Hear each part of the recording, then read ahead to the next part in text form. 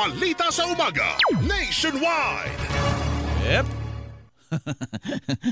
Tuturo ko yung cherry fur, mga kapuso. Kasi dyan sa pabalat ng cherry fur, nandiyan na kaagad yung height is bite. Para po ito, mga kapuso, sa inyong mga anak. Kasi meron kaming reminder para sa mga mami. Anumang height po naman ng mga chikiting, tanda na pwede nyo pa silang tulungan na lumaki. Ang cherry fur po, meron tinatawag na Chlorella Growth Factor, CGF, mga kapuso. Yan, siksik po yan sa growth nutrients, gaya po ng taurine, lysine at iba pang essential vitamins na tumutulong sa mga kids para sa kanilang growth potential. Siyempre, samahan nyo ng proper diet saka exercise. Importante rin yun, no? Ang gandang kombinasyon yan, cherry fur, diet, proper diet, exercise. Huwag kayong mawawala ng pag-asa para sa inyong mga anak.